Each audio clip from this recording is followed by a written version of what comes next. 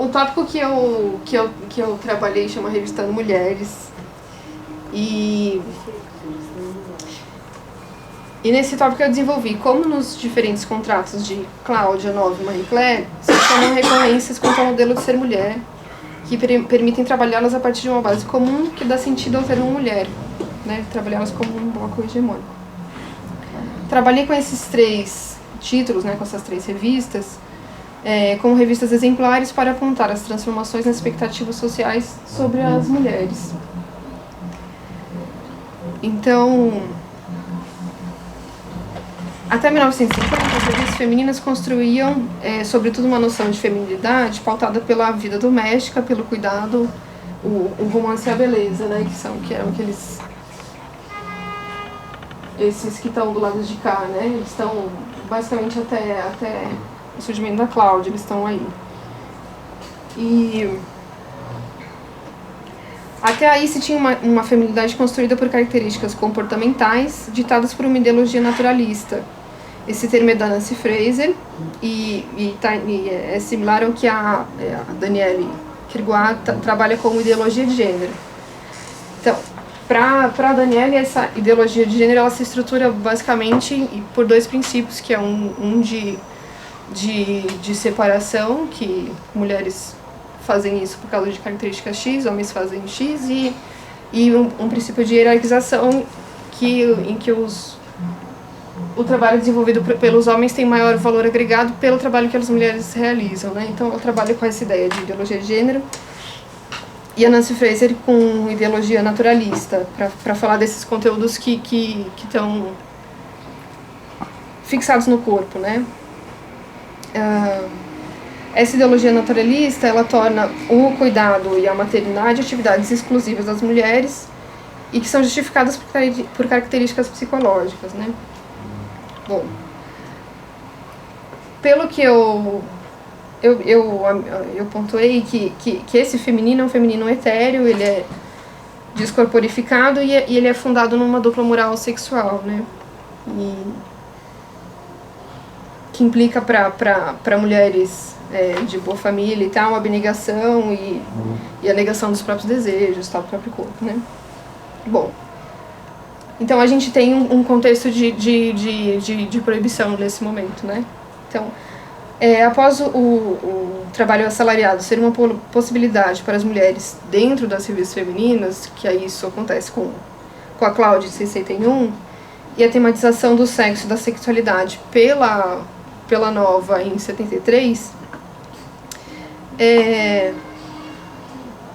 eu trabalhei com uma autora que se chama Rosalind Gill, e para ela, depois dessas transformações, a feminilidade passa a ser, sobretudo, um atributo corporal, que implica uma vigilância constante para você manter um corpo jovem, firme, capaz, sem barriga e com seios fartos, etc., né? Então, progressivamente o feminino deixou de ser revestido exclusivamente por esses atributos psicológicos sobre cuidado, né? Então, é uma ideia interessante. Bom, nas revistas femininas ampliaram-se as atividades que as mulheres podem desenvolver e as fronteiras morais não são as mesmas de 50. Convivem hoje expectativas daquela época e outras expectativas quanto à vida sexual ativa antes do casamento, por exemplo. E a mulher que trabalha fora hoje é um lugar comum nesses 3 títulos. Então, essas 3 revistas, elas assumiram essas transformações como fatos já estabelecidos e resolvidos. Não assumiram, ao incorporar esses temas, né, ao falar de sexualidade e tal, não assumiu um papel político de reivindicação, sei lá, de alguma demanda, enfim, entrou na revista como algo já dado, né, enfim, a liberdade está aí, todo mundo é livre e a liberdade sexual tá dada.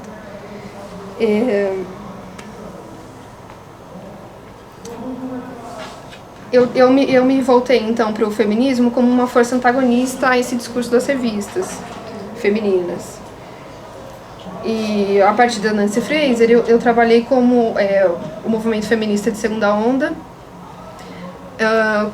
também como pelas suas equivalências pelas equivalências em suas diferentes vertentes e diferentes contextos, né? Ela trabalha faz essa equivalência num texto, não com esse nome, né? Bom, ela define o movimento de segunda onda como um fenômeno social ocidental grande que acabou legitimando uma transformação estrutural das sociedades capitalistas.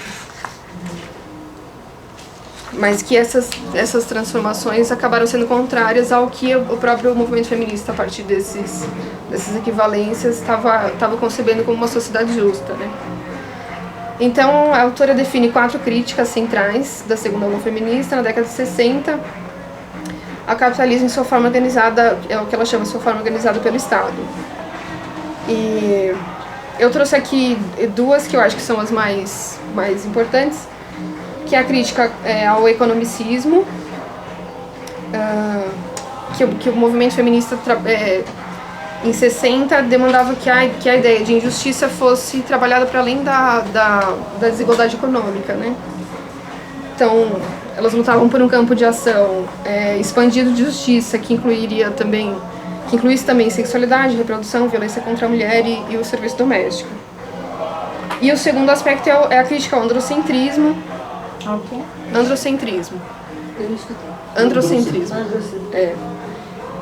Que, enfim, elas denunciaram o salário familiar desse capitalismo organizado pelo Estado.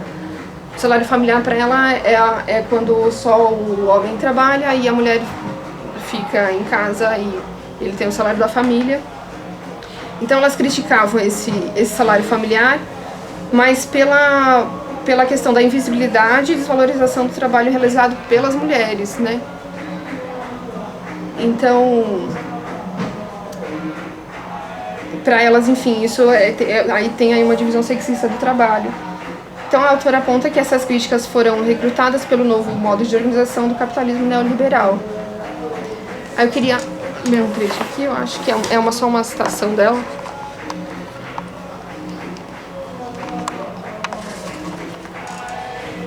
Ela diz assim: não importa que a realidade que subjaz o novo ideal sejam os níveis salariais decrescidos, diminuição da segurança no emprego, padrões de vida em declínio, aumento abrupto no número de horas trabalhadas em troca de salários por família, exacerbação do turno dobrado, capitalismo desorganizado vem de gato por lebre ao elaborar uma nova narrativa do avanço feminino e de justiça de gênero.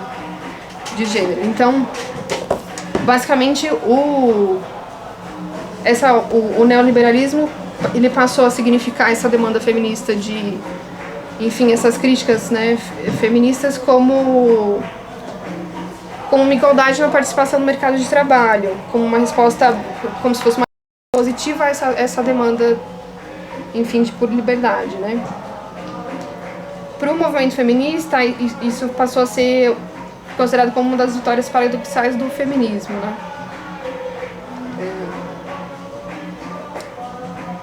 Essas vitórias passaram a figurar nas revistas femininas, articuladas com a noção de feminidade tradicional, né? Se juntando àquela rede que já existia como ser mulher feminina, aí você tem esse acréscimo de liberdade, trabalho e independência, né? Então, basicamente você tem os mesmos conteúdos, mas que eles passaram a ser uma escolha voluntária das mulheres, assim. Então você tem aí a liberdade sexual e você tem o trabalho, e nas revistas eles aparecem como se todos esses conteúdos fossem uma escolha voluntária e não uma imposição da enunciadora, né? Não um enunciador sabedor, assim, e tal. Para Guil, há nas revistas femininas hoje um entrelaçamento de discursos feministas e de discursos contrários aos ideais feministas, além de uma articulação dessas revistas com o neoliberalismo. Então ela diz assim: de um lado, mulheres são apresentadas como ativas, sujeitos sociais de desejo, e mesmo assim, de outro lado, elas são submetidas a um nível de escrutínio e vigilância sempre presentes na história. Então você tem isso, que você tem essa super liberdade sexual e da nova e tal, mas você tem só um tipo de corpo que é poderoso, né, daquela forma, né? Você não tem, enfim, outras possibilidades. Então, e pela análise que eu fiz, no fim o centro todo de desejo na nova, ele tá do lado do homem, né? Então, uma das autoridades que a nova constrói é essa figura masculina, assim, tá no lugar do cientista também. Então, o que o homem gosta, o que o homem... É a enunciadora da nova que vai te desvendar, entendeu? Como se fosse isso... Enfim, você tem que, sim, se encaixar nesse desejo, né, do masculino. Dessa forma, ideias feministas que eram antes perturbadoras para as revistas femininas acabam se tornando primordiais nessas mesmas revistas, né? Princípios valiosos. Repete isso, as feministas que eram o quê? Que perturbavam o discurso das revistas em 50 e 60, né, que tinham um ruído ali, elas passam esses ideais que estavam perturbando as revistas, eles passam a ser os valores centrais das revistas hoje, né? Estão ali. Eu defini então as revistas femininas e o feminismo como discursos em disputa para totalizar o sentido do significante mulher no campo discursivo do gênero, que eu chamei o campo discursivo do gênero. Então, ao invés de chamar essas revistas de tradicionais, que a Dulcília, que trabalha com revistas femininas e tal, ela chama as revistas de tradicionais, eu acho que isso não pega essa transformação, assim, né? Então, eu prefiro o termo de hegemônicas, porque tem essa rede que vai se ampliando e tal. Bom, e chamo de hegemônicas porque elas ditam, elas estabilizaram os sentidos do que é ser mulher, né? Você tem que se enquadrar aquilo. Então, em 50, romance, cuidado, beleza e vida doméstica eram articulados e enlaçados pelo significante da mulher feminina, colocado como palavras de ordem, atribuindo posições de sujeito a mulheres de família ou boas moças e mulheres levianas. Então, as demandas feministas que se colocaram como força antagonista a essa representação foram desarticuladas por novas estruturas na estrutura do discurso hegemônico. Esse discurso hegemônico passou a articular, além de romance, cuidado, beleza e vida doméstica, os significantes anteriormente flutuantes, trabalho, independência e liberdade. E o ponto nodal foi deslocado de mulher feminina para esse ser mulher. É um termo mais da Cláudia, né? Não, independente sem deixar de ser mulher, né? É a ideia da Cláudia.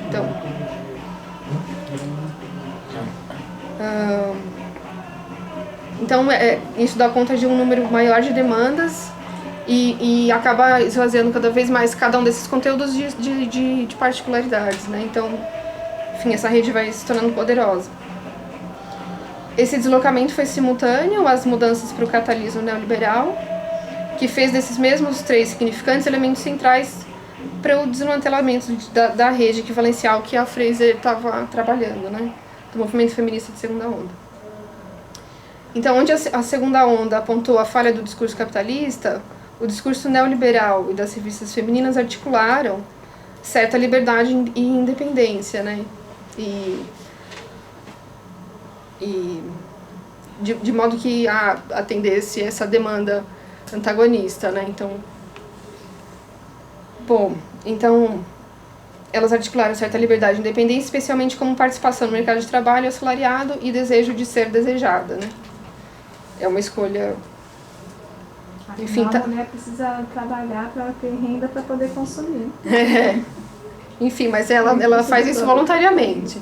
Bom, tal alinhamento entre os dois discursos, centrados em demandas resolvidas e escolha livre, permite definir o discurso hegemônico das revistas femininas, sobretudo como o próprio discurso ideológico hegemônico neoliberal sobre as mulheres. Trata-se de um discurso que opera o ser mulher como essência, como dado natural, autoevidente, assim como uma identidade mítica, né? Então, do imperativo de não dever fazer, de proibição baseada na moral sexual, passou-se ao imperativo de não dever não fazer, da obrigação de seguir os guias da revista para desfrutar da liberdade merecida.